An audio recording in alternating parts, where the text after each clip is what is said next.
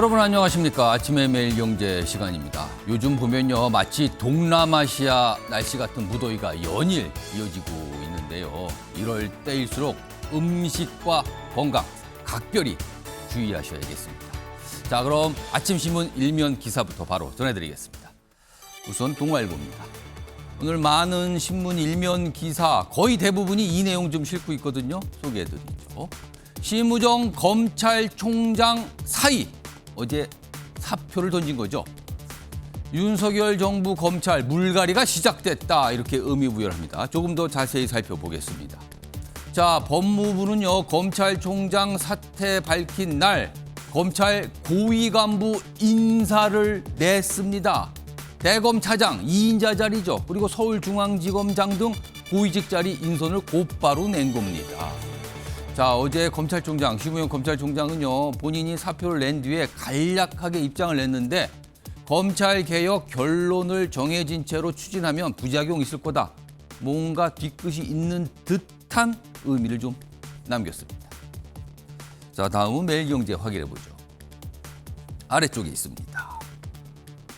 어제 이재명 대통령이 국무회의에서 몇 가지 얘기를 꺼냈는데 그중 한 대목입니다. 부동산 대신 주식시장이 투자 수단이 돼야 된다. 그렇다면 부동산, 곧 집은 투자 수단이어서는 안 된다는 뜻이 됩니다. 좀 더 보죠. 주택, 투자 투기 대상 되면서 주거 불안정 초래했다. 첫 언급이다. 이렇게 설명합니다. 다음은 중앙일보 확인해 보죠. 자, 오늘 중앙일보에만 나와 있는 소식인데요. 중국 이재명 대통령을 전승절에 초청한다. 전승절. 중국 입장에서 전승절이라고 표현하는데 9월 초입니다. 자, 그러면요, 소식통에 따르면 중국이 여러 경로를 통해서 전승절에 올 것인가 의사를 물어보고 있다는 겁니다.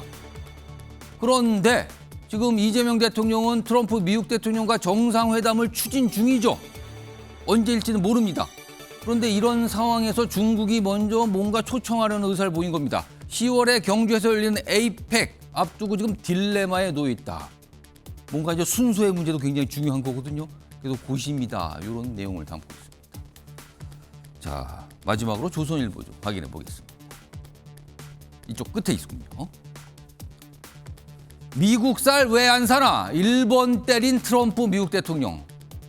지금 관세 뭐 이런 문제로 협상이 이루어지고요. 그리고 무역 협상인데 이 와중에 쌀 개방 얘기를 꺼낸 겁니다. 일본 쌀 부족하다면서요. 근데 왜 쌀 안 삽니까? 문제 제기를 한 겁니다. 굉장히 민감해요, 일본에서도. 역시 우리나라도 이 쌀 문제 민감한데 한국에도 비슷한 압박을 할 가능성이 있다. 대비해야 된다. 이렇게 적은 기사입니다.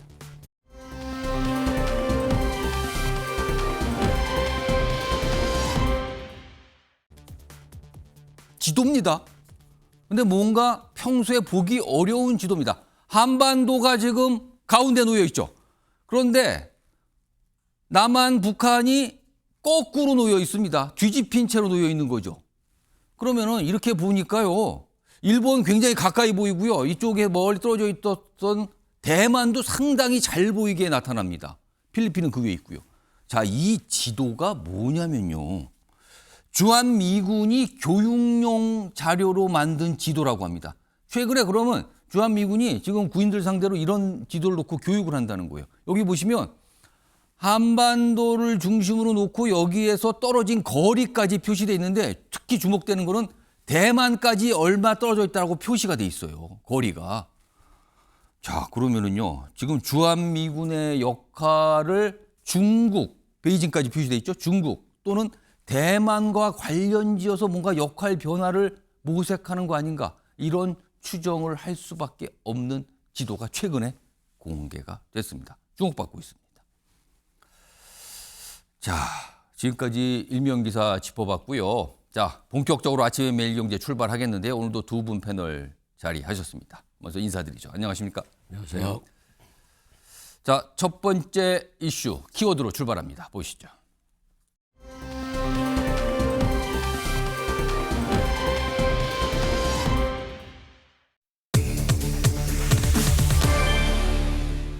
출근 날 사표입니다.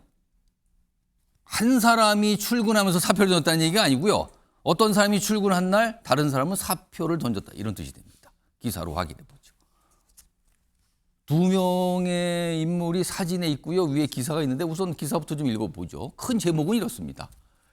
심우정 검찰총장 사퇴 이렇게 외쳤고요. 정부는 검찰 물갈이 시작 이겁니다. 그런데요. 이 사진 두 장에 대한 설명이 있어요. 법무부 장관 후보자가 출근한 날 사표를 낸 검찰총장 모습입니다. 그래서 두 장의 사진, 출근 날 사표가 되는 겁니다. 여기 보시면요. 정성호 법무부 장관 후보자는 어제 처음으로 이 청문회 준비단 사무실에 출근하는 모습이에요. 기자들하고 얘기를 하는데 그 앞서 인사하는 모습이고요. 그 옆에 있는 심우정 검찰총장 모습은요. 어제 모습이 아니에요. 그냥 최근 사진입니다. 어제는 기자들이 검찰총장 모습을 볼 수가 없었어요. 사퇴 입장만 들었지. 이렇게 비교를 했습니다. 아래로 가보죠. 기사 좀 더 있습니다. 자, 심우정 검찰총장. 결론 정해놓고 개혁된 부작용 날 것이다. 본인 입장이 그래요. 그리고 윤석열 정부에서 승진한 간부들 줄줄이 어제 사퇴를 했습니다. 그리고 법무부는 바로 전격적으로 고위직 검찰 인사를 냈고요. 그리고 대검 차장, 서울중앙지검장 등등등 인사를 냈다는 겁니다. 그럼요. 여기서 검찰총장이 지난 5월에 뭔가 본인의 각오를 좀 밝힌 적이 있어요. 그때 모습과 어제 있었던 정성호 법무장관 후보자 검찰개혁과 관련해서 입장을 좀 내거든요. 들어보시죠. 검찰은 어떠한 경우에도 흔들림 없이 역할을 수행할 것이고 또 총장으로서 그렇게 일선을 지휘하겠습니다. 차분하게 국민들의 눈높이에 맞춘 그런 검찰 개혁이라든가 또 사법 체계의 변화 이런 것을 고민해야 될 입장이 있기 때문에 굉장히 신중하게 또 차분하게 또 고민하고 준비하겠습니다. 그 검찰 조직의 해체라든가 이런 표현은 적절하지 않은 것 같고요. 다만 수사와 기소의 분리 또 검찰에 집중된 권한의 재배분 또 이런 문제에 관련해서는 어느 정도 국민적 공감대가 있다고 생각하고 있습니다.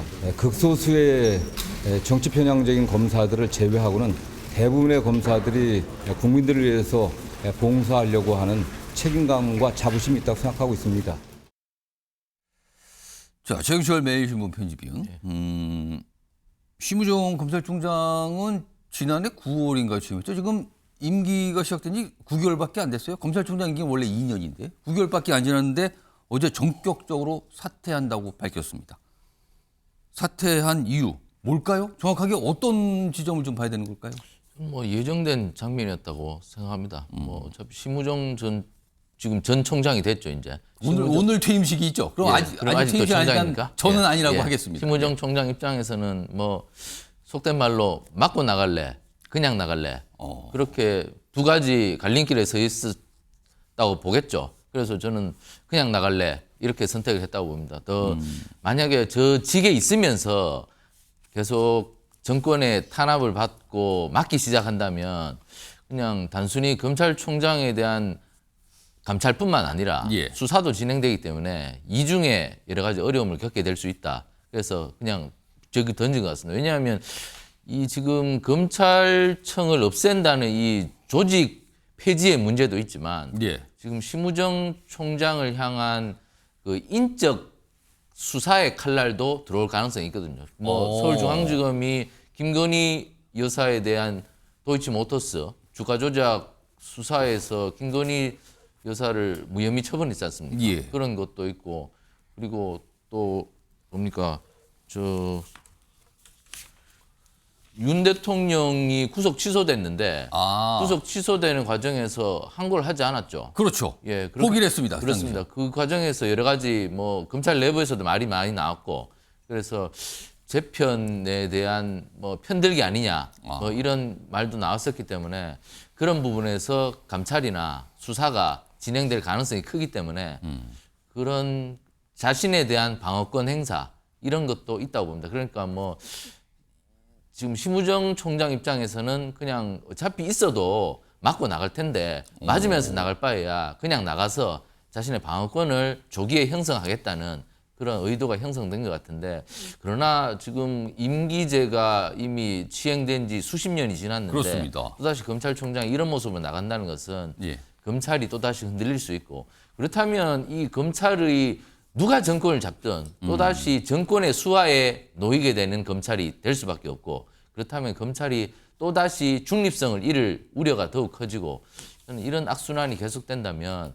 검찰에 대한 신뢰는 더욱더 낮아지고 정권은 더욱더 검찰을 자신의 수하에 두고 자신에게 유리한 방향으로 이끌어가려는 그런 유혹에 빠질 가능성이 높다. 조금 이런 장면들은 굉장히 언짢은 장면이다. 국민들이 보기에 예. 불안한 장면이다. 그렇게밖에 볼 수 없겠습니다.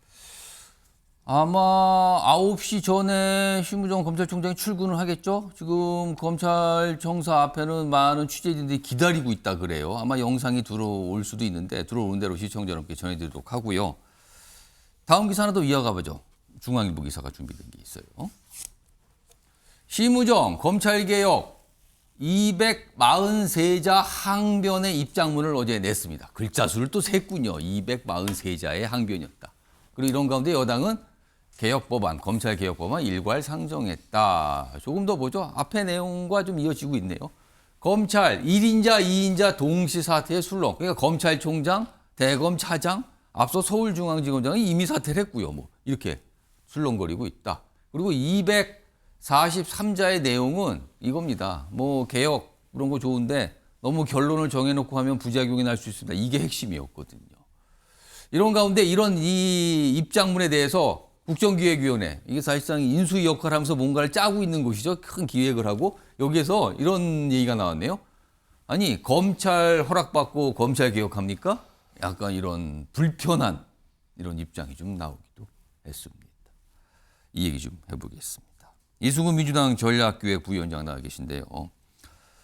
우선 아까 최경철 위원께서 잠시 말씀하셨는데 사실은 정권이 교체가 되면은 검찰총장이 사퇴하는 경우가 빈번합니다.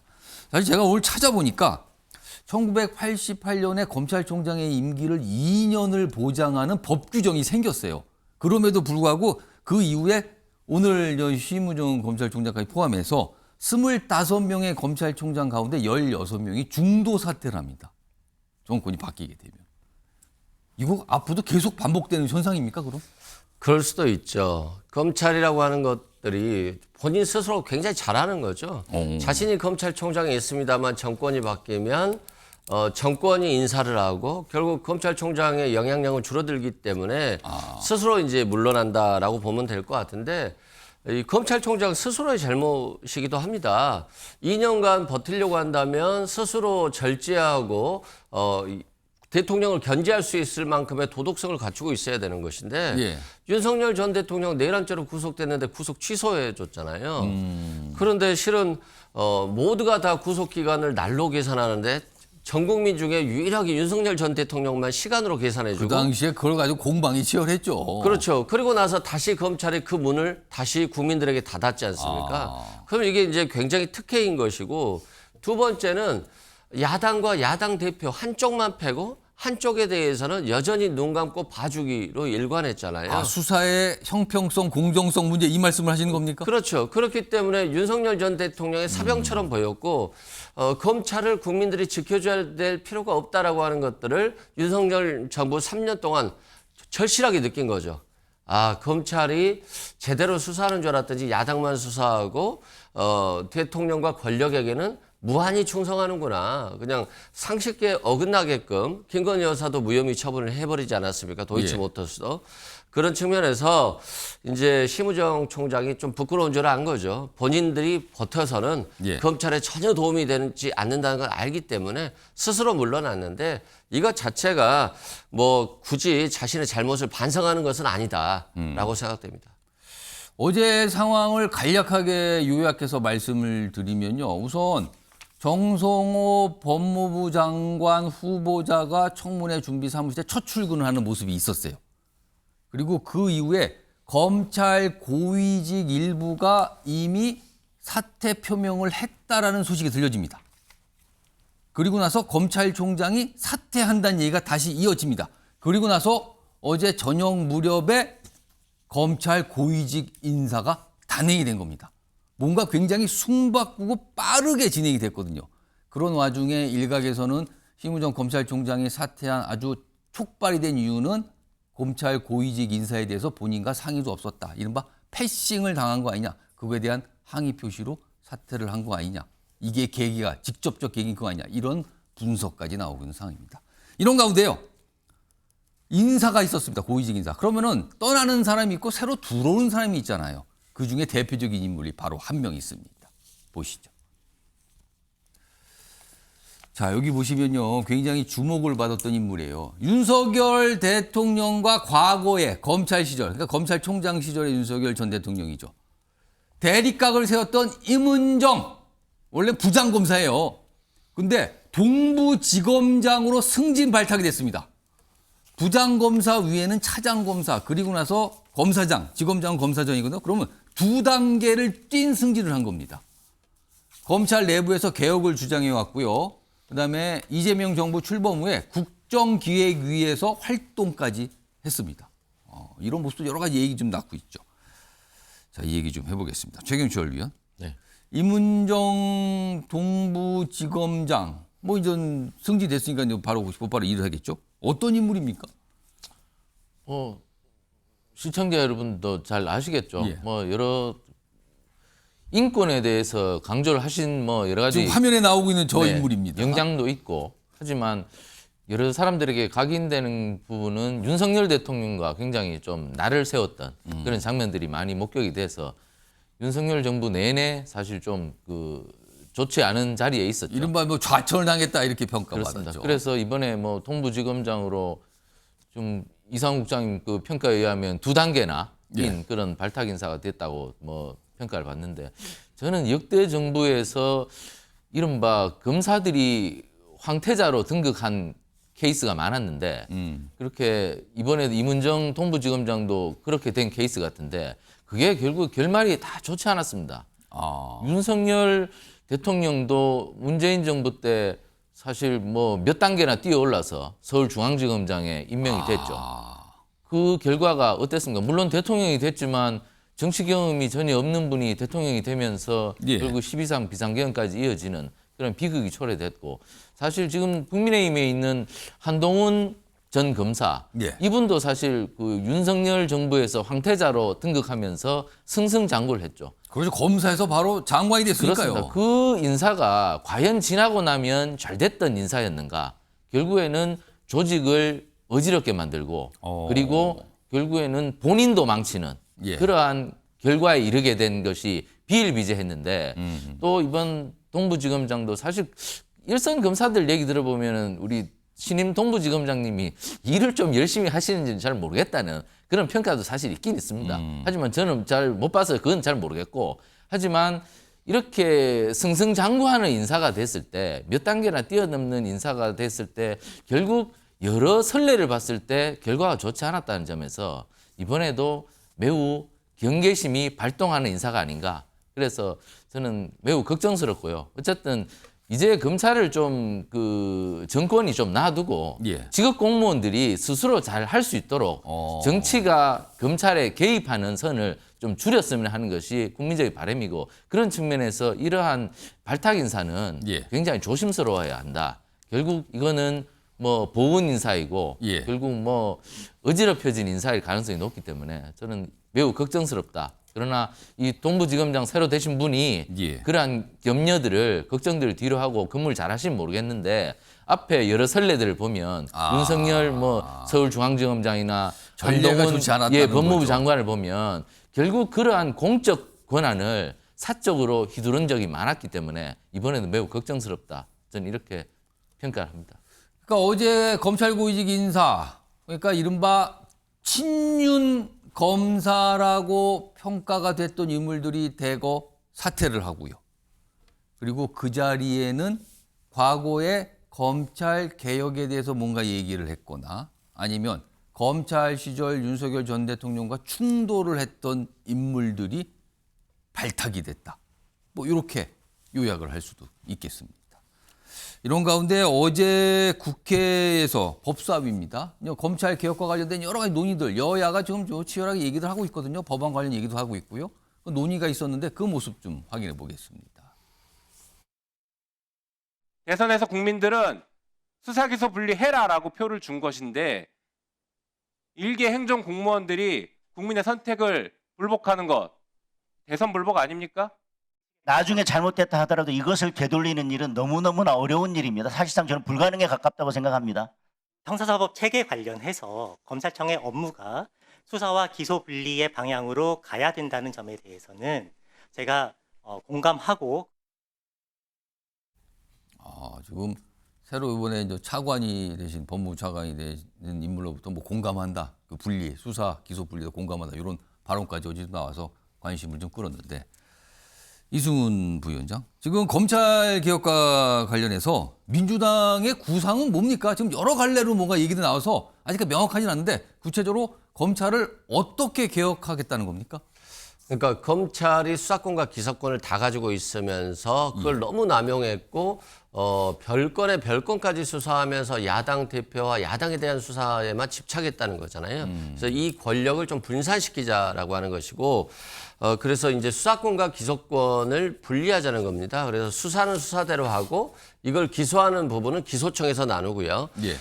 기존의 검사들도 갈 수 있겠습니다만 중대범죄수사청을 신설해서 중대범죄수사청과 기소청으로 가는 겁니다. 그렇기 때문에 이제 중대범죄수사청으로 간다고 한다면 검사가 아닐 수도 있어요.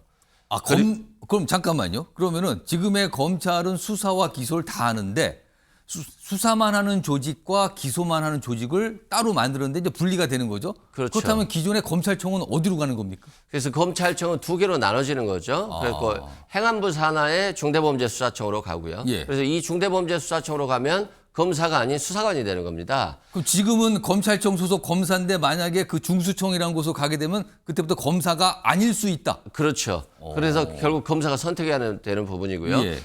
기소청으로 간다라고 한다면 여전히 기소권은 검사에게 있기 때문에 거기는 검사다. 검사의 신분을 유지하는 거죠. 그래서 어떤 권력의 집중을 통한 너무나도 그 권력을 의무적으로 수사하는 것들은 막을 수 있다라고 말씀드리고 예. 이런 부분은 이제 불가피한 측면이 있어요. 과거에는 검찰청을 두 개로 분리한다라고 한다면 어떻게 권력 수사를 못하게 하려고 하는 것이 아니냐였는데 권력이 너무 검찰 수사권을 이용하다 보니까 실은 윤석열 전 대통령도 몰락했습니다만 검찰도 지금 몰락한 거예요. 검찰에 대한 권위는 너무 빠졌다. 예. 다만 이제 정성호 의원을 법무장관을 임명했잖아요. 예. 굉장히 원곤파시고 예. 개혁에 합리적인 분이세요. 그리고 국민 눈높이에 맞췄다라고 하셨기 때문에 예. 무작정 그냥 어떤 결론을 정해놓고 강론까지 다 같이 가는 것이 아니라 예. 강론에 있어서는 굉장히 고민을 많이 할 것이다. 다음 정부로 넘어가더라도 검찰이 지금과 같은 행태를 보이면 안 되잖아요. 예. 그런데 다음 정부로 넘어갔더니 기소청장하고 중대범죄수사청장을 자신이 맞는 사람 임명하고 거의 두 개의 기관을 하나처럼 사용해버릴 수도 있는 것이고요. 예. 또 두 개의 권한을 분리하다 보니까 수사의 효율성이 떨어질 수 있거든요. 예. 그러면 국민에 대한 사건 처리 지연이 발생할 수 있기 때문에 예. 어떤 방향성을 정해놓다 할지라도 강론에 있어서는 치열하게 고민하고 결론을 정하는 그런 방향으로 아마 정성호 법무장관이 잘 갈 것으로 보여집니다. 그러니까 지금 이승훈 부위원장께서 말씀하셨듯이 수사와 기소라는 분리라는 큰 골자는 지금 정해진 것 같다. 다만 구체적인 방안에 대해서 조금씩 논의가 갈 것이다. 뭐 집권 여당 내에서 나오는 지금 내용을 좀 소개해 주셨습니다. 지금 이런 상황으로 좀 논의들이 좀 이루어지고 있습니다. 자, 어제 있었던 검찰총장의 사태 그리고 고위직 인사 그리고 논의가 되고 있는 검찰개혁 방향 이런 내용까지 좀 전해드렸습니다. 자, 다음 이슈로 좀 넘어가 보겠습니다. 어제 이재명 대통령이 국무회에서 몇 가지 얘기를 좀 꺼내놨는데 그 얘기 좀 집중적으로 다뤄보죠. 키워드 있습니다.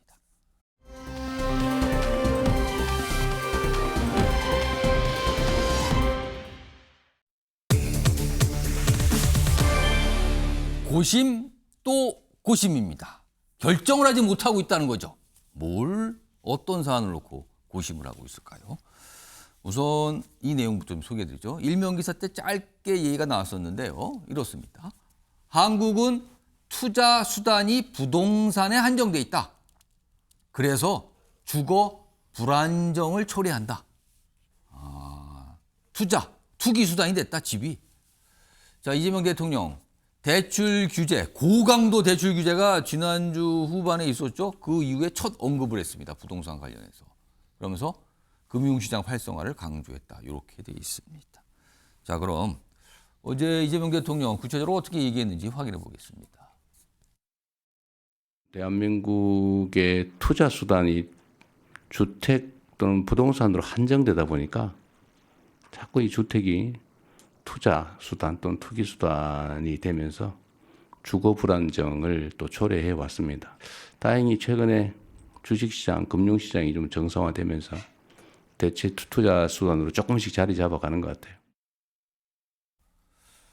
자, 이수근 부위원장 이렇게 강조를 했어요. 부동산, 그러니까 약간 부동산 시장에 대해서 약간 문제가 있다. 다만 금융시장 쪽, 특히 주식시장으로 가야 된다. 투자가 이렇게 됐거든요. 그렇다면은 이 얘기를 가만히 듣고 보면 좀 얼마 전에 부동산 관련 대출에 대한 고강도 규제가 들어가 있거든요. 그리고 앞으로 추가적으로 뭔가 더 나올 수도 있다는 얘기가 나오는데 앞으로 부동산 규제 더 나온다. 이걸 예고했다. 이렇게 볼 수 있을까요? 만약에 이제 부동산에 대한 투기성이 굉장히 아직도 많아지고 있고, 예.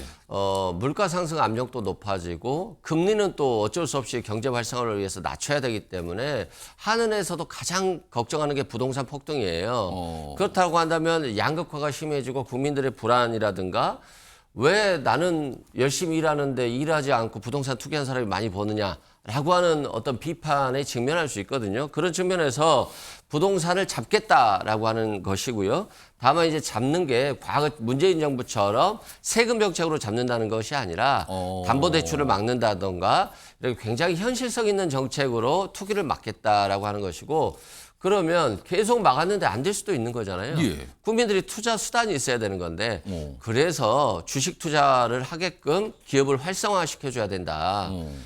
어떻게 일본이라든가 미국 같은 경우는 10년 만에 주식이 2배, 3배 이렇게 오르고 경제, 기업에 투자하고 있는데 우리나라는 아직도 부동산에만 너무 투기를 하고 있다는 말입니다. 예. 그래서 배당 소득을 좀 늘려줘야 된다. 미국 같은 경우 배당 소득을 통해서 노후를 준비하는 분들도 있거든요. 기업이 이익을 받았는데 배당하지 않고 계속 이익영업으로 축적해 놓는 거예요. 예. 그리고 나서 나중에 회사를 분할한 이후에 대주주만 이득을 갖는 거죠. 이런 것들을 막아서 상법 개정을 통해서 결국에는 국민들이 신뢰하고 우리 주식에 투자하고 예. 외국 사람들도 한국 주식에 투자하려고 한다면 뭐 이득이 있어야 되는 거잖아요. 대외 신인도 기업의 신인도 예. 배당 소득 이런 것들이 있어야 된다는 측면에서 결국 부동산 투자 안 하면 어디다 투자할 거냐, 뭐 만들어줘야 되는 거 아니냐라고 해서 주식을 얘기하신 걸로 보여집니다. 자, 어제 이재명 대통령 부동산 대출 규제가 나온이고 그리고 시행된 이후에 처음으로 부동산과 관련돼서 국무회의에서 얘기를 꺼내놓은 겁니다. 그래서 주목을 받았거든요. 그런데 많은 분들이 지금 약간 의아하게 생각하는 거는요. 19개 정부 부처 장관 후보자 중에 17명이 일단 지명이 됐어요. 후보자가 있어요, 지금. 청문회만 기다리고 있죠. 그런데 2곳의 장관 후보자가 아직 안 정해졌어요. 그중에 한 곳이 바로 국토부입니다. 국토부는 부동산 정책을 총괄하는 정부 부처인데 굉장히 중요하잖아요, 지금 부동산 문제가. 근데 아직도 장관 후보자가 안 정해진 거예요. 무슨 이유가 있을까요? 아니면 사연이 있을까요? 관련 기사 준비되어 있습니다. 이겁니다. 고심 또 고심, 늦어지는 국토부 장관 인선. 설명이 잠깐 나왔네요. 전 국민이 부동산 전문가다. 그래서 함부로 못 뽑는다. 그럼 언제인가요? 이게 언제 뽑는 건가요? 이게 시간이 지체되는 건가요? 밑에 설명이 좀 있습니다. 이 아래쪽 분에 강조된 부분 좀 보죠. 대통령실 관계자의 설명인데요. 오는 3일 취임 30일 기자회견 전 내각의 남은 자리 인선 발표 진행하기는 어려운 상황. 그럼 오늘 내일 뭐 국토부 장관 후보자 누굽니다 이런 거 안 나온다는 얘기잖아요. 그럼 왜 이렇게 어려운가 도대체? 여기 또 설명되어 있습니다. 위쪽으로 가겠습니다. 여권 관계자가 살짝 설명을 내놨습니다. 문재인 정부가 부동산 때문에 날아가지 않았느냐? 아, 이거군요. 부동산 정책 잘못해서 정말 큰 어려움 겪지 않았느냐? 전 국민이 부동산 전문가여서 함부로 사람 쓰기 어렵다. 자, 문재인 정부 당시의 실패가 너무나 아프고 기억이 선명하다. 사람 고르기 정말 어렵다. 신중에 신중을 기하고 있다. 이런 거군요, 지금. 최경철 위원. 문재인 정부 당시 부동산 정책 실패. 이게 지금 이 장관 인선을 못하고 있는 배경으로 설명이 되고 있네요. 어떻게 보십니까? 뭐 제가 문재인 정부 때 청와대에 있었기 때문에 잘 알죠. 그때 김현미 장관이 국토부 장관이 와서 23차례였나? 하여튼 그렇게 부동산 정책 아무리 적게 해도 20차례는 훌쩍 넘어갑니다, 넘었습니다. 지금. 한 23차례 정도 될 것 같습니다. 뭐 그 이후로는 더 이상 나올 게 없어서 못 했는데 어쨌든 이게 킬러 문항입니다. 사실 이게 가장 중요한 문제이고 어려운 문제이고 풀기 힘든 문제이기 때문에 이게 정권을 뒤흔들죠. 사실 그 문재인 정부가 보통 그 민주당 정부나 뭐 보수 정당인 국민의힘 정부가 집권을 보통 한 10년 정도 하죠. 그런데 문재인 정부가 5년 하고 바로 보수 정당으로 넘겨준 게 결국 결정타가 부동산이었습니다. 그걸 지금 여당이 된 민주당 내부에서도 문재인 정부 당시 부동산 정책이 실패라는 걸 부인하지 않아요. 그렇습니다. 그거는요. 그게 고집스럽게 규제 정책으로 계속하면서 예. 그렇게 됐는데 그렇다고 해서 그 당시에 임기 5년짜리 정부가 갑자기 공급 정책을 펼 수도 없는 겁니다. 뭐 땅이 갑자기 생겨나는 것도 아니고 그리고 공사 기간도 있는 것이고 그렇기 때문에 굉장히 어려운 것인데 역대 정부 중에 유일하게 부동산 정책을 펴내지 않은 정부는 김영삼 정부였습니다. 김영삼 정부는 그 직전 정부인 노태우 정부가 주택 200만 호 건설 정책을 폈기 때문에 예. 부동산 정책을 펼 이유가 없었습니다. 왜냐하면 집이 워낙 많았기 때문에 결국엔 수요 공급이 맞아야 이게 부동산이 풀리는 것인데 지금 수도권에 집이 워낙 부족합니다. 그렇기 때문에 이것은 단기 정책으로 풀기가 어렵습니다. 뭐 그저께 대출 규제를 강력하게 내놨는데 예. 이거는 23차례 문재인 정부 부동산 정책 중에도 이렇게 강력한 정책은 없었습니다. 예. 대출 규제를 갑자기 이렇게 한 것은. 근데 이게 대출 규제 이렇게 한다고 해서 한 6개월만 지나 보십시오. 또 무슨 수를 썼어라도 대출 규제 이거 다 뚫고 나옵니다. 그렇기 때문에 이게 뭐 가계대출을 줄이면 결국 사업자 대출이라도 받아서 결국 주택을 살 겁니다. 그렇기 때문에 무슨 수를 쓰서라도 이런 인간의 욕망을 꺾을 수는 없기 때문에 예. 이게 굉장히 어려운 것이다. 그렇기 때문에 이게 지름길로 가려면 이게 안 됩니다. 그렇기 때문에 부동산 정책만큼은 거국 내각 비슷하게 야당의 힘을 빌어서라도 정말 최고의 전문가를 모시고 예. 그리고 야당의 협조를 구해서 부동산 무슨 위원회를 만들든지 해서 부동산만큼은 여야가 머리를 맞대고 풀어야 됩니다. 절대로 이재명 정부 혼자서 풀어서 이거 지금 공급자 제대로 안 되는데 예. 대출 규제, 세금 규제 이걸 절대로 지가 못 잡습니다. 이게 또 지방 균형 발전 정책이나 이런 것들과도 다 연계가 돼 있습니다. 그리고 대학 정책과도 연계가 돼 있고요. 예. 교육 정책 이게 다 연계 정책이 만들어지지 않으면 이걸 절대 풀 수 없기 때문에 너무 국토부 장관에만 기대서는 안 된다. 어쨌든 거국 내각 정도를 형성해서 이 부동산만큼은 야당과도 머리를 맞대고 그래서 좀 장기적으로 보고 풀어야지 절대 국토부 장관이 누가 뭐 홍길동급의 뭐 훌륭한 인재가 오더라도 이것은 풀기 어렵기 때문에 이재명 대통령께서 이 부분만큼은 야당에도 좀 협조를 구하셔서 좀 정책의 폭을 좀 넓혀줬으면 이 킬러 문항을 풀지 않을까 저는 이렇게 조언을 드리고 싶습니다. 부동산 문제, 집값 문제, 사실은 그동안 뭐 초민감 사안이었어요. 더구나 요즘에 젊은 세대들도 부동산 관련돼서 여러 가지 관심 표명하고 있거든요. 그러니까 더욱더 민감한 문제가 돼버렸습니다. 이걸 의식했을까? 또 고심을 하면서 아직 장관 후보자 선택을 못하고 있다. 이런 내용입니다. 이런 가운데 어제 이재명 대통령 약간 귀를 잡는 또 다른 얘기를 한 가지를 내놨습니다. 기사로 좀 보죠. 임명 권력은 선출 권력을 존중해야 한다. 작심 발언이다. 이렇게 제목이 되어 있습니다. 아래로 좀 가보죠. 작은 제목이 있습니다. 여기 사진 밑에 작은 제목이 있는데요. 어제 국무회의에서 이례적으로 강조했는데 이거는 국가의 기본 질서 문제다. 그러니까 임명 권력은 선출 권력을 존중해야 된다. 선거를 통해서 뽑힌 권력이 우위에 있다. 이런 뜻도 되잖아요. 이거에 대해서 우상호 대통령실 정무수석은 국무위원들에게 협조 부탁하는 취지였습니다. 뭐 사법개혁 당위성 마련 포석 이렇게 해석하는 시각도 있다고 합니다. 아주 요 귀를 잡았고요. 그러면 어제 이 발언 확인해 보겠습니다. 임명된 권력은 선출 권력을 존중해야 합니다. 우리 국무위원들께서 국회에 가시면 그 직접 선출된 권력에 대해서 존중감을 가져주시면 좋겠어요. 그게 개인적으로 좋든 나쁘든 그런 건 중요하지 않습니다. 국가의 기본적 질서에 관한 문제니까 최대한 국회에 존중을 해주시기를 당부드립니다. 자, 이런 발언이 알려졌고요. 그리고 이재명 대통령과 관련된 법원의 어떤 판단이 결정이 하나 나왔어요. 화면 확인해 보겠습니다. 이재명 대통령 앞서서 이제 이 법카 의혹 재판이 있었거든요. 근데 이것도 연기가 됐어요. 앞서서 다른 건들도 많이 연기가 됐잖아요. 그러니까 법원의 설명은 국정 운영을 보장할 필요가 있다. 연기하겠다. 그렇다면 사실은 임기가 진행 중이니까 이제 무기한 연기가 된 거죠. 여기 보면 대장동 사건 등 4개 재판이 중단이 될 거다. 지금 하나 남았어요. 5개 중에서 하나. 5개 재판인데 그러면은 대북 송금 사건 요 재판만 남았는데 그것도 아마 연기가 되지 않을까. 많은 분들, 법조인들이 그렇게 또 전망을 하더군요. 일단 또 하나의 재판이 연기가 됐다. 이게 또 알려졌습니다. 이승훈 부위원장.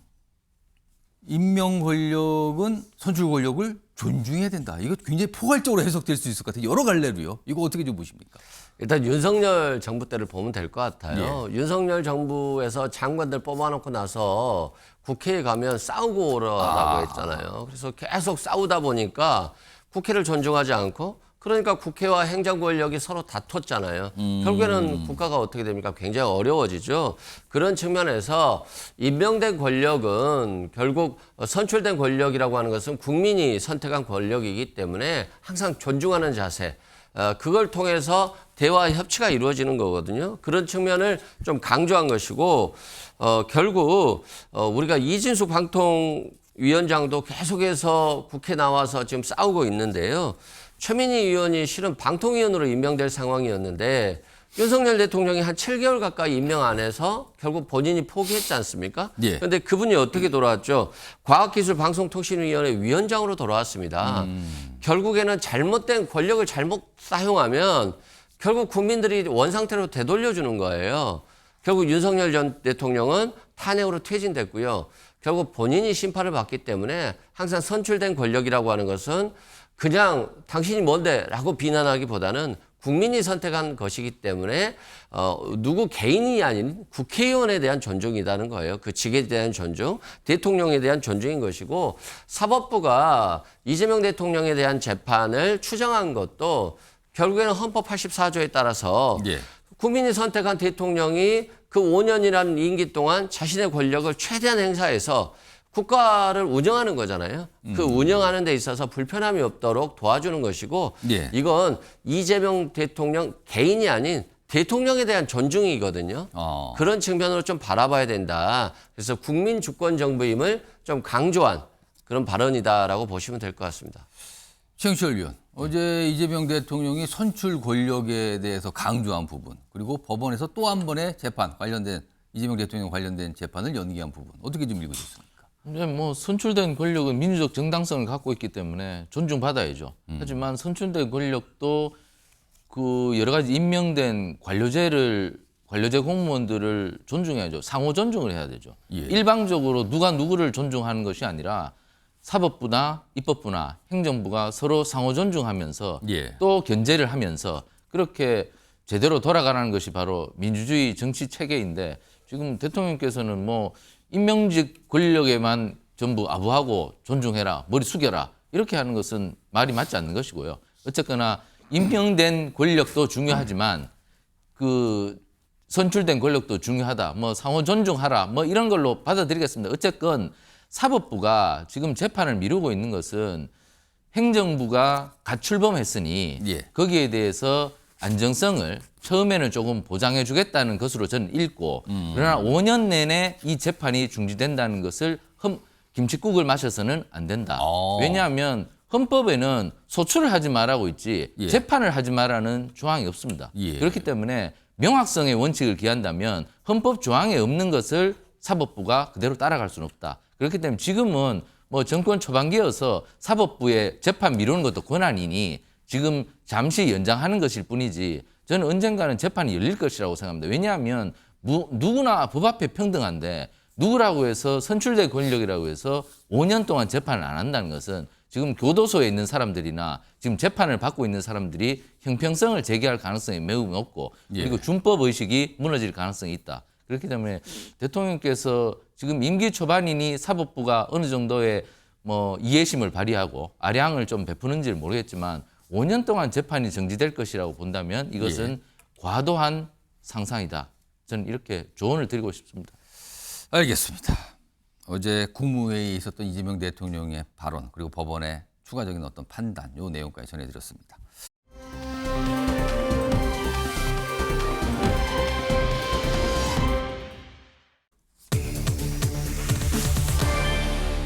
자, 키워드는 커지는 수사입니다. 수사하면 요즘에 특검 수사를 말하는 것 같은데요. 그 수사의 규모가 점점 커지고 있다. 이런 뜻 같습니다. 자, 우선 내란 특검 상황 좀 보겠습니다. 계속 뭔가 실랑이가 있죠. 날짜, 이제는 시간을 놓고도 뭔가 충돌하고 있어요. 확인해 보겠습니다. 윤석열 전 대통령 어제 불출석했습니다. 내란 특검이 어제 나오라 그랬죠. 근데 나오지 않은 거죠. 그리고 그럼 2차 조사가 일단 무산됐습니다. 그러다 특검이 다시 날짜를 제시하죠. 5일 오전 9시까지 나오세요. 그러면서 이거는 최후 통첩입니다라는 취지로 강조를 하죠. 더 이상 뭐 소환 통보 없어요. 이제는요. 다음 단계로 그냥 갑니다. 이렇게 얘기를 하죠. 조금 더 보겠습니다. 특검은 윤석열 전 대통령 측이 10시에 출석하겠다. 그러니까 날짜는 5일 같아요. 근데 10시에 나오겠다고 하죠. 그러면 특검은 9시에 나오라는 거고 윤석열 전 대통령이 10시에 나가겠다는 거예요. 이거 1시간 차이인데 이것도 충돌하고 있군요. 근데 이걸 거부했어요. 그리고 여기 보면 윤 조사 시기 변경 요구하며 어깃장이다. 이렇게까지 돼 있는데 여기 좀 강조된 부분 좀 읽어볼까요? 아래쪽에 있습니다. 어제 특검이 5일 오전 9시로 재차 출석을 통보한 데 대해서도 오전 10시로 조사 시간을 바꿔달라고 윤석열 전 대통령 측은 요구하고 있다. 9시, 10시, 1시간 차이인데 이게 그렇게 큰 차이인가요, 이게? 국민들은 어떻게 보실지 모르겠어요. 9시와 10시 이걸 바꿔달라. 이렇게까지 나오고 있는 상황입니다. 자, 이 얘기 좀 해보죠. 지금 이 두 분 패널 좀 교체가 돼 나오고 계시는데 우선 조현산 민주당 정책위 부의장께 좀 질문 좀 들어보겠습니다. 이 9시냐 10시냐 갖고 이렇게 의견 충돌하고 뭐 된다 안 된다 이거 어떻게 좀 봐야 되는 상황입니까 이거는? 그런 모습 자체가 어떻게 보면 전직 대통령으로서 봤을 때는 국민들의 눈높이에 맞지 않는 그런 행동이 아닌가 싶습니다.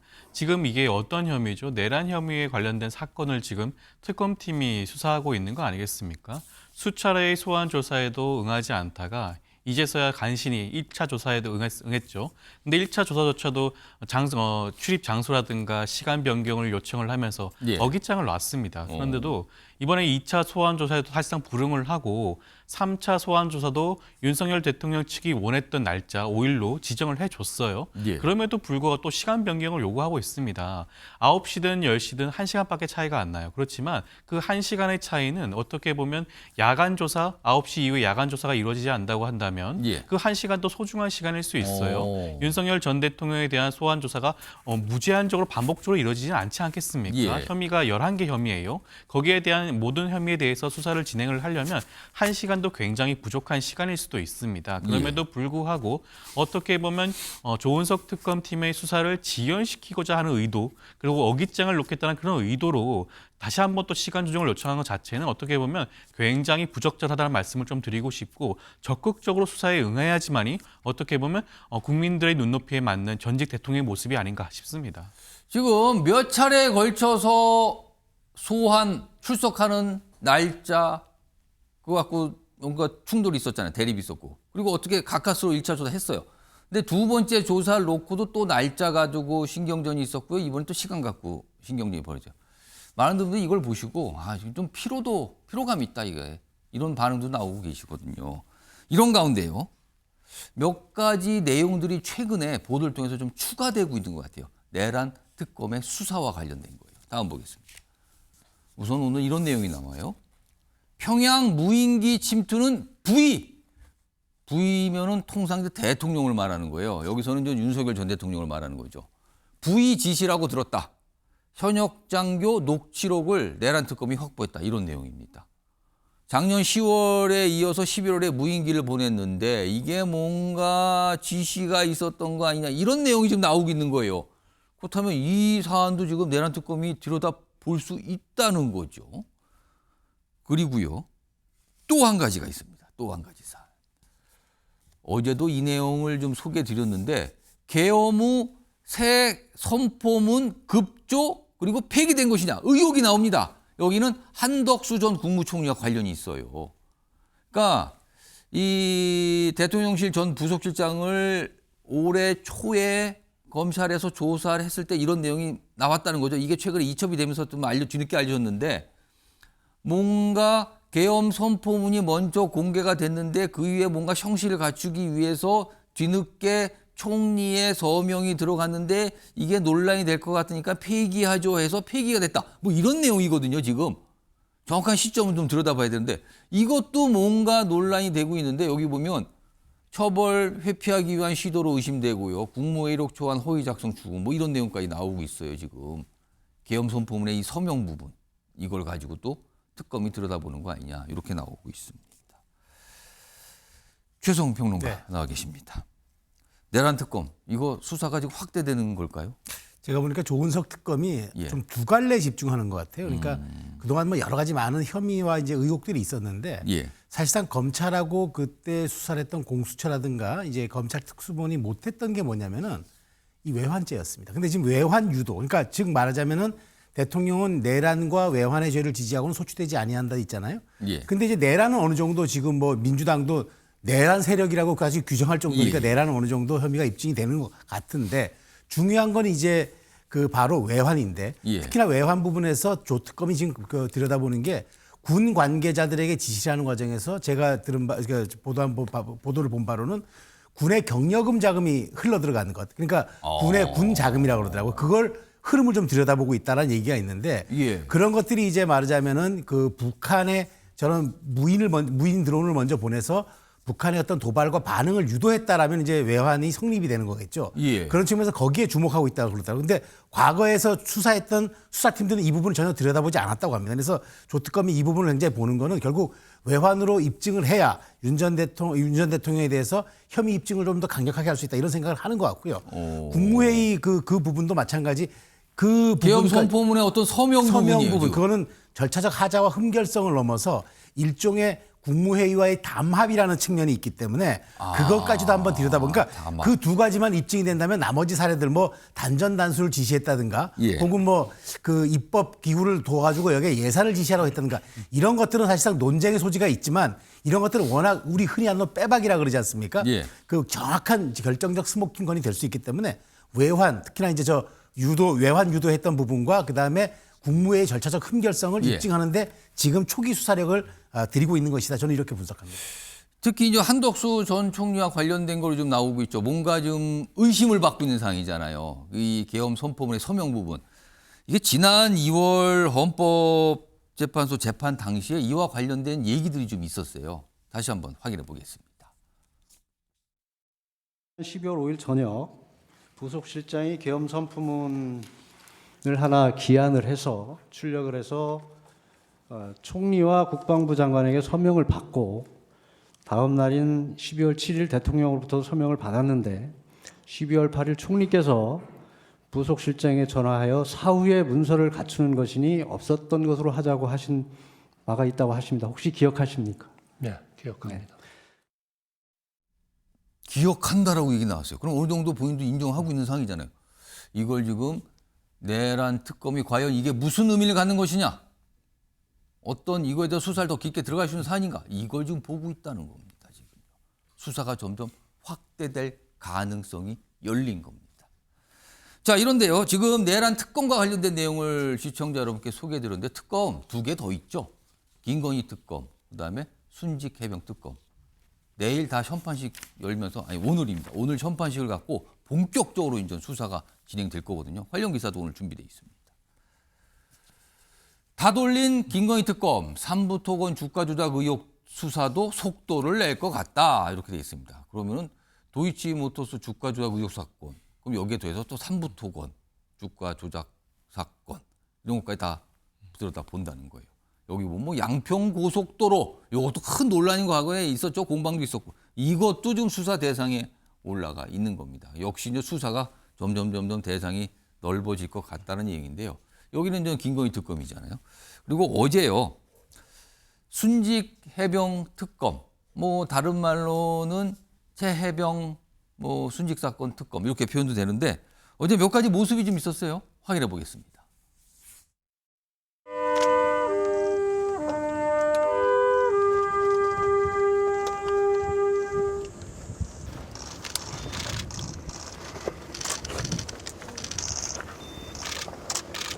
최해병의 안타까운 죽음에 헛되지 않도록 반드시 기필코 진실을 규명하겠습니다.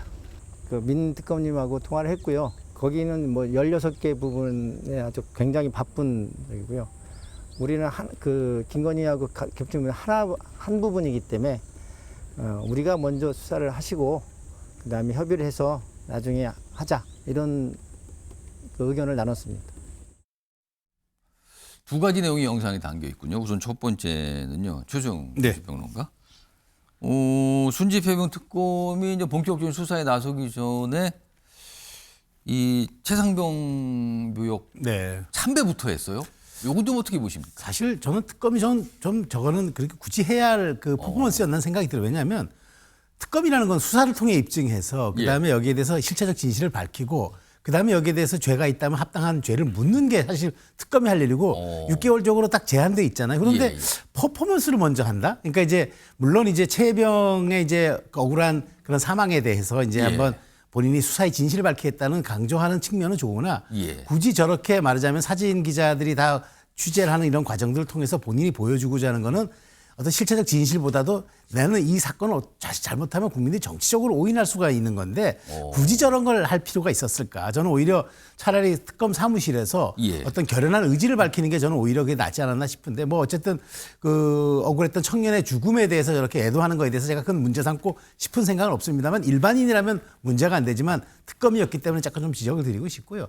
그리고 지금 그 특검의 얘기를 지금 들어보면은 일단 김 여사의 신병부터 좀 확보하겠다는 의지를 먼저 드러내는 것 같은데. 최선 평론가 잠시만요. 지금 아까 시청자 여러분께 각계 측의 의견이 충분히 듣고 심도 깊고 신중한 논의를 거쳐서 국민이 필요로 하고 또 국민을 위하는 또 일선의 검사들이 사명감을 갖고 국민을 위해서 봉사할 수 있는 그러한 국가의 백년대교로서 형사사법 시스템이 설계되어야 한다고 생각합니다.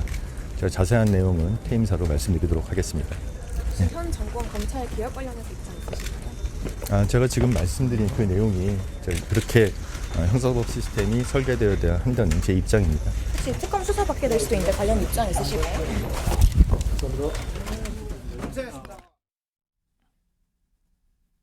마지막 질문 굉장히 중요한 건데 답변이 없었어요. 특검 수사 받게 될 수 있을 것 같은데 입장은요. 근데 그것 된 질문은 없었죠. 앞서서는 이런 얘기를 꺼냈거든요. 최근에 검찰개혁 추진 중인데 그 방향에 대해서 본인의 의견인데 검사들이 사명감을 갖고 일할 수 있게 시스템이 마련돼야 된다. 약간 원칙적이면서도 살짝 본인의 생각, 불만이 있는 것 같기도 합니다. 지금 출근길 상황이었습니다. 자, 그럼 원래 다뤘던 주제로 다시 한번 돌아가 보죠.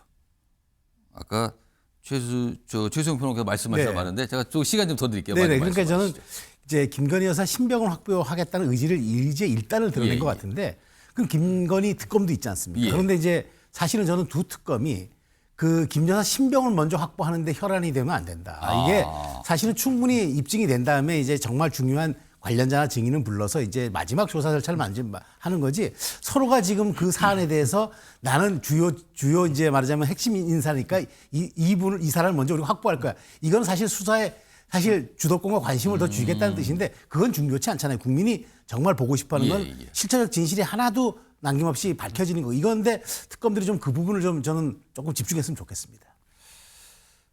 조윤삼 부회장께서는 특히 이제 김건희 여사에 대한 조사, 뭐 순서를 특검들끼리 합의를 한 것 같아요. 보니까 이제 순직 해병 특검이 먼저 하겠다. 그쪽하고 통화를 했다. 김건희 특검 측하고 연락했는데 우리가 먼저 하는 걸로 약간 구두상으로 합의가 됐다.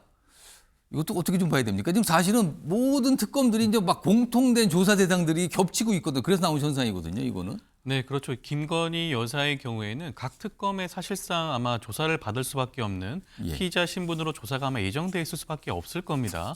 김건희 특검의 경우에는 사실 16개의 혐의가 있기 때문에 그 부분에 대한 조사가 진행이 되다 보면 아마 한 차례가 아니라 수차례에 걸쳐가지고 소환 조사가 필요할 것으로 보여지고요. 최혜병 특검의 경우에도 마찬가지죠. 이 최혜병 특검 관련해서도 김건희 여사에 대한 뭐 인신 조사와 그다음에 추후에 살펴보게 될 뭐 인신 구속이라든가 여러 가지 강제 수사까지 필요한 상황일 수가 있습니다. 그렇다고 예. 한다면 특검팀들 간의 그런 충돌을 배제하기 위해서라도 사전에 조율하는 그런 절차가 필요해 보이기도 하고요. 그렇다고 하더라도 너무나 김건희 여사에 대한 수사를 너무나 서로 경쟁적으로 하다 예. 보면 자칫 잘못하면 특검팀들 간에 뭐 충돌이 발생할 수도 있으니까 그 부분은 충분히 조율하고 진행해야 되는 것이 옳지 않나 싶습니다. 향후에 또 예를 들어서 뭐 구속영장 청구나 이제 신병 확보 부분에서도 약간의 또 누가 먼저 하냐 또 이런 얘기가 또 나올 수 있는 거 아닙니까? 또? 그렇죠. 충분히 저는 구속영장 청구와 관련해서도 아마 신경전이 벌어질 수도 있을 것으로 보여지는데요. 예. 근데 지금까지의 수사 진척 사항을 보게 된다면 저는 김건희 특검팀에서 구속영장 신청을 더욱더 빨리 할 가능성이 높지 않을까 싶습니다. 이른 시기라고 한다면 저는 뭐 보름 이내에도 할 수 있지 않을까라는 생각도 드는데요. 이미 예. 뭐 도이치 모터스 주가 조작 사건 같은 경우에는 이미 여러 가지 사건들이 진행이 된 바가 분명히 있고요. 예. 이런 의혹이 있는 부분에 대해서는 충분히 특검팀 입장에서 영장 청구도 가능한 수준에 이르지 않을까 싶습니다. 자, 그럼 시간이 조금 흐르게 되면은 윤석열 전 대통령의 그 부부 각각 언제 조사받고 어떤 조치가 있고 이게 또 연일 뉴스에 나오는 거 아닌가 이런 예상도 됩니다.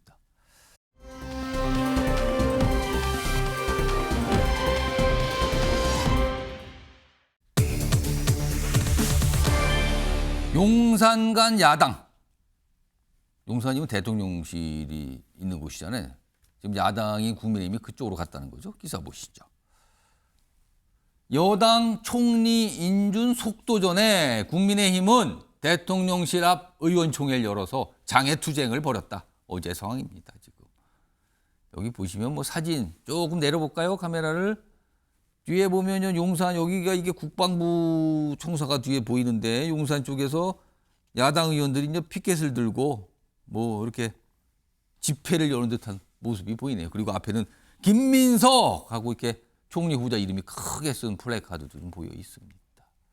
자, 작은 제보로 다시 돌아가 보죠. 여기 있습니다. 자, 국민의힘 의원 50여 명이 집결했는데요. 지명 철회 안 하면 후회할 거다. 그러면서 항의 소안을 전달했다고 합니다. 그리고 민주당은요. 이거 지금 인준 방해하는 거예요. 이거 책임 묻을 거예요. 또 이런 반응도 나왔다고 합니다. 자, 그럼 어제 국민의힘 용산에서 어떤 모습이었는지 확인해 보겠습니다. 불법무능 총리 후보 김민석을 처리하라! 처리하라! 처리하라! 처리하라! 새털처럼 가볍고 오만한 김민석 국무총리 인준을 강행하는 그 순간 이재명 정부의 몰락이 시작된다는 것을 배추 총리, 장농 총리, 스폰 총리라고 불리우는 김민석 총리 후보자가 현금 6억쯤은 장농에 가지고 있으니 대출 규제를 6억 원으로 해서 현금 부자만 부동산 취득하게 하는 것 아니냐.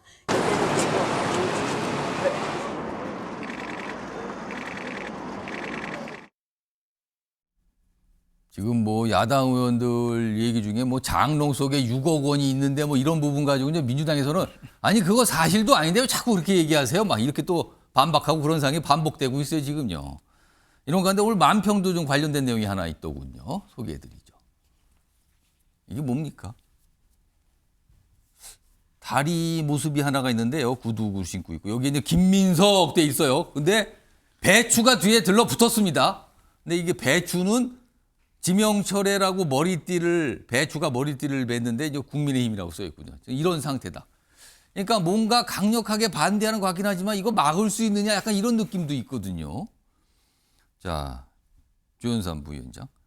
김민석 총리 후보자 인준안 지금 3일로 표결이 잡힌 건가요? 지금? 예, 3일로 예정이 되어 있고 만약에 3일에 이루어지지 못한다고 한다면 4일로 할 수도 있지 4일, 않을까 4일이 싶습니다. 6월 임시국회 이제 마지막 날. 그렇죠. 예. 근데 3일에 아마 유력해 보이기도 하고요. 지금 뭐 사회를 살펴보게 되면 나경원 의원 입장에서는 로텐더홀에서 하시는 것보다 저기서 하시는 게 훨씬 더 좋아 보이시긴 하네요. 그런데 지금 그 김민석 후보자에 대해서 지난 인사청문회 이틀 동안 있지 않았겠습니까? 예. 그 기간 중에 뭐 배추와 관련됐든 다른 뭐 의혹에 대해서든 간에 어떻게 보면 결정적인 하자를 찾을 만한 그런 증거라도 제대로 된 증거라도 제출했으면 아마 지금처럼 국민 여론이 이렇지는 않을 겁니다. 지금 김민석 총리 후보자에 대한 뭐 여론조사 결과를 제가 뭐 수치는 언급을 드리지는 않겠지만 살펴보게 되면 여전히 총리 지명 임명에 대해서 의견이 더욱더 많지가 않겠습니까?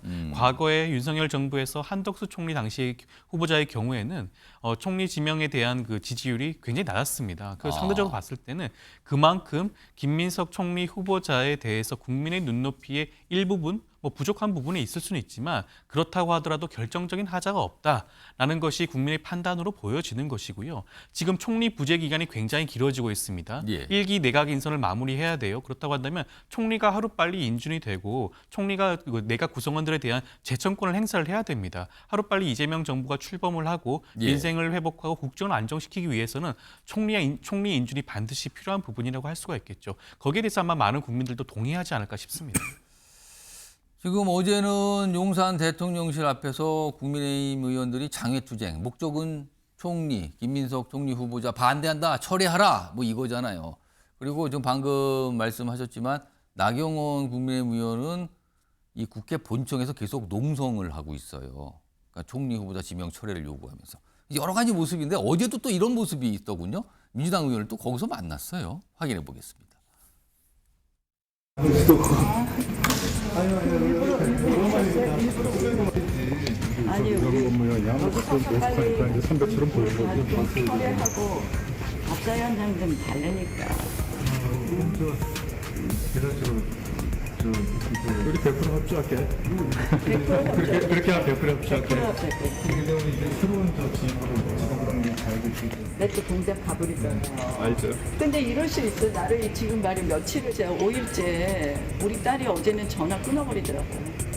내 전화했더니 진짜 누구야 누가 이렇게 뭐 앞장서 누구야 누가 이렇게 바캉스 토요일에 에어컨도 안 틀어주면서 뭐 동정 남매라 그러더니 엄청 고생시키고 다 가져가고 말이야. 아 진짜 이렇게 얘기하면 또 분위기는 뭐 이렇게 나쁘지 않은 것 같은데 사실은 의견은 첨예하게 대립되고 있거든요. 최수영 평론가.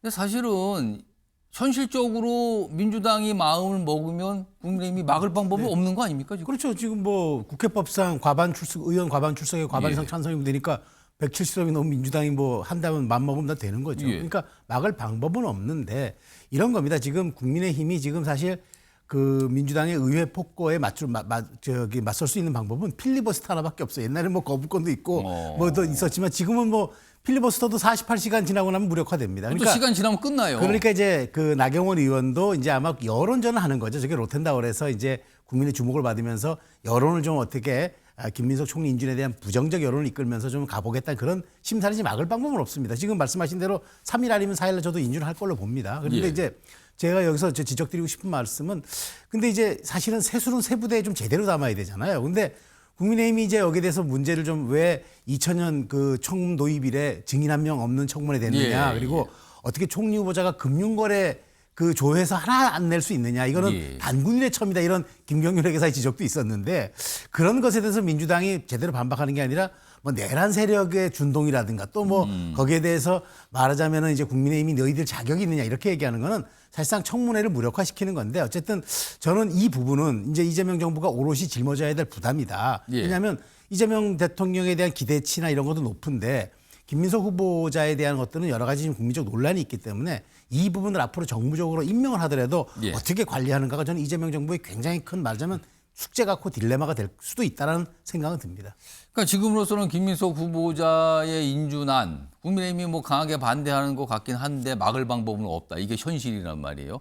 그런데 최근에 국민의힘 모습을 보면은요, 일각에서는 이거 무기력한 거 아닙니까? 뭐 합의를 하네요. 반대를 그렇게 하더니 다 그냥 괜찮다고 넘어가는 겁니까? 약간 이런 목소리도 있어요. 이런 현상입니다. 하나 보겠습니다. 여야 13조 소비 쿠폰 추경안 합의 처리. 그러니까 이게 민생회복지원금 그거 말하는 거잖아요. 지금 13조짜리. 근데 이거 합의 처리됐대요. 행안위에서 여야가. 그동안 국민의힘 반대했던 거 아니었습니까? 절대 안 된다고. 근데 보면은 앞서서 상법에 의해서 반대해서 손해. 상법 부분도 이게 또 어느 정도 이거 뭐 받아들일 수 있어요라고 또 바뀌었어요. 입장을 계속 바꾸고 있다는 거죠. 그래서 일각에서는 이거 어떻게 된 겁니까? 막 이런 반응도 좀 나와요. 이런 가운데 어제 한 여당 의원이 어떤 얘기를 했는데 이게 약간 많은 분들이 아니 이거 무슨 왜 저런 모습이지? 약간 수근수근 이렇게 그런 반응이 나오는 장면이 있었어요. 확인해 보겠습니다. 우리 국토부 누구 나와 계십니까? 예, 국토부 장관입니다. 예, 왜 그런 거예요? 민주당만 집권하면 부동산이 폭등한 이유가 뭡니까 도대체? 뭐 특정 정당하고 부동시장을 직접 관계하기는 어렵습니다만은 하여튼 사실이잖아요. 역사적으로 보면 민주당 정부 시절에 부동산 가격이 올라간 건 사실이죠. 예, 다른 상황이 있었습니다. 차관님, 제 질문하고 있습니다. 그럼 국토부 차관님이신가요? 현직 국토부 장관입니다. 네, 장관님. 그럼 1년 6개월이 넘으셨네요. 얼마나 일을 안 하셨으면 그 당시 여당이었던 정당 소속 의원께서 장관님 얼굴도 모릅니까? 뭐 상임위원회가 달랐고요. 뭐 제가 모질했던 탓이 아니겠습니까? 제가 지금 국토부 장관. 지금은 이제 윤석열 정부에서 임명된 장관 아직 이제 교체가 안 된 상태니까요. 제가 두 분께 한 40여초씩만 드려보겠습니다. 최종 평론가. 이게 무슨 상황입니까 이게? 운동을 하다뇨? 저기 사실 저는 조정우 의원이 알고 물었다고 생각해요. 일부러 그런 것 같아요. 왜냐하면 박상호 장관이 1년 반을 재직했는데 아무리 상임위가 달라도 장관을 모르겠습니까? 그런데 저렇게 끌어내면서 말을 끌어내면서 결국 당신은 지금 현재 새로운 장관이 오기 전까지 민주당 정부의 이재명 정부의 장관을 하지만 그래도 실체적 진실을 그래도 얘기를 한번 해보라는데 얘기를 못하죠. 자신이 바뀌었으니까. 그런데 그 얘기를 하기 위해서 차관이신가 물었던 거지 제가 보기에 그런 건 아니었던 것 같습니다. 조윤선 부위원장은 어떻게 보셨어요, 저 장면? 글쎄 저는 사실인 것 같은데 조정훈 의원의 표정을 살펴보게 되면 진짜 놀랐었던 것 같아요. 정말 착각을 한 것 같다. 장관이라고 하니까 굉장히 놀랐던 것 같고 어떻게 보면 1년 6개월 동안 장관을 했음에도 불구하고 어떻게 보면 저기 국민의힘 의원들조차 얼굴과 그 이름을 매치할 수 없을 정도의 그런 정도였는가 살펴보게 되면 사실 국토부 장관이라는 게 굉장히 유력한 부처 장관 아니겠습니까? 굉장히 여러 가지 일을 해야 되는 할 자리인데. 수 있고 해야 될 일도 굉장히 많은 부처 장관임에도 불구하고 그만큼 어떻게 보면 제대로 된 당정 협의조차도 이루어지지 않은 게 아닌가라는 생각이 들 정도로 좀 참담한 게 아닌가 싶습니다. 제가 아까 어제인데 그제입니다. 그제 장면이었습니다. 바로 잡겠습니다. 자. 오늘 아침에 매일경제 여러 가지 내용 다뤄봤는데요. 여기서 마무리하도록 하겠습니다. 시청해 주신 여러분 고맙습니다.